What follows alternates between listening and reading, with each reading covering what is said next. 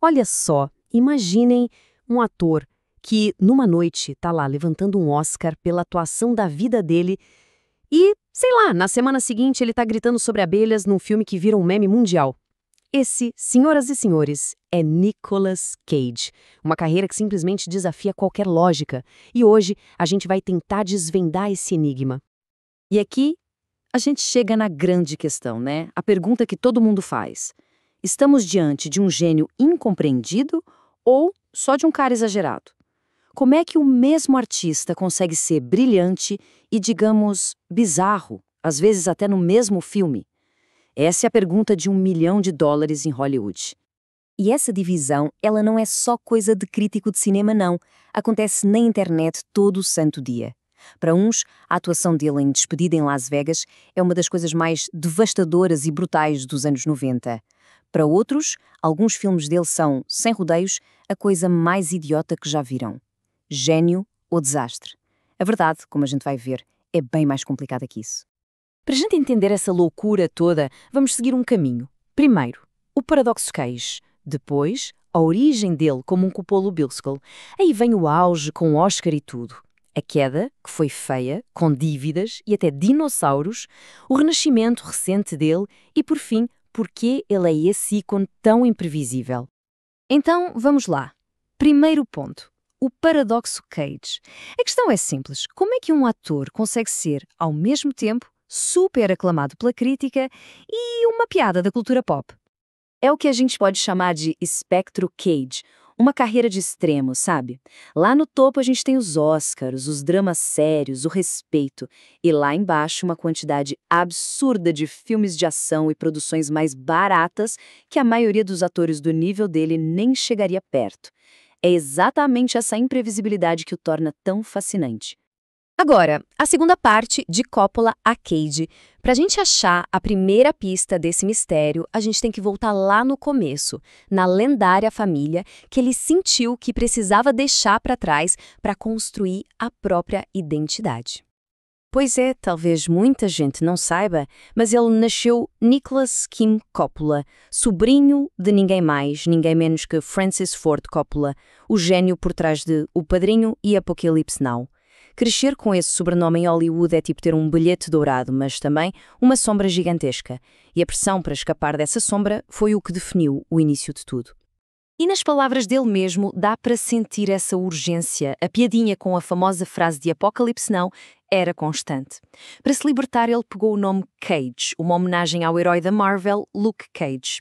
Isso não foi só uma mudança de nome, foi uma declaração de independência. Cada papel, a partir dali, teria que ser conquistado por ele e não pelo sobrenome. E isso nos leva direto para o terceiro ponto, o auge.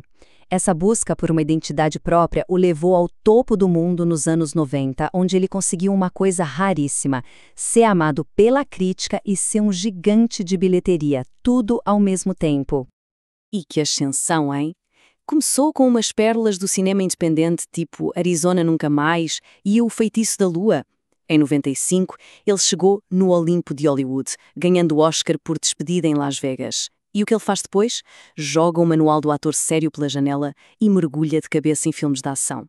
A Rocha, Con Air, A Outra Face, transformaram ele numa estrela global. E o mais impressionante é ver isso em números. Pelo papel que deu a ele o Oscar, ele recebeu $240 mil. Só 5 anos depois, ele já estava ganhando 20 milhões por filme.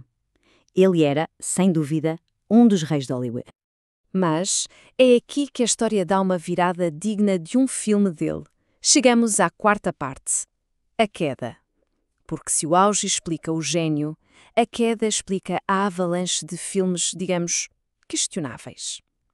A chave do enigma não está no talento dele, mas na conta bancária. No pico da fama, a fortuna do Cage era estimada em $150 milhões. É muito, muito dinheiro.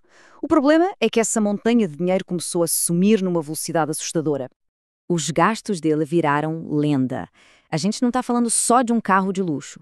A gente está falando de castelos medievais na Europa, iates, uma frota de carros exóticos e até um crânio de dinossauro que depois ele teve que devolver porque era roubado. Eram gastos de uma excentricidade quase artística. Claro que esse estilo de vida todo levou ele para um buraco financeiro.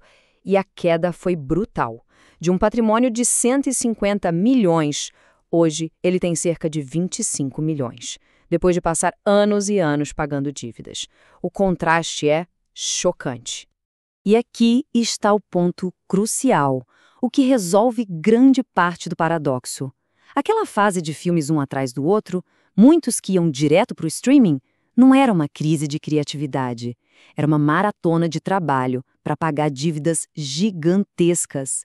Ele aceitava quase tudo porque simplesmente precisava. A arte teve que dar lugar à necessidade.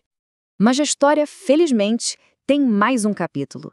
A gente entra agora na quinta fase, o renascimento do ator. Com as finanças um pouco mais em ordem, a gente está vendo que a internet, de forma genial, apelidou de KJ Sense.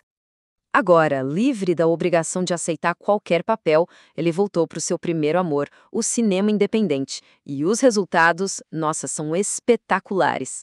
De uma vingança psicodélica em Mandy, para uma atuação super sensível em Pig, até ele interpretando a si mesmo em O Peso Insuportável de um Enorme Talento e aterrorizando todo mundo em Long Legs. Ele está provando que o talento nunca foi embora. O que nos leva à nossa conclusão, um ícone imprevisível. Como é que a gente junta tudo isso? O herdeiro da dinastia, a estrela de ação, o endividado excêntrico, um meme da internet e o gênio do cinema independente. Quem é, afinal de contas, Nicolas Cage? Talvez a melhor resposta venha do próprio Cage.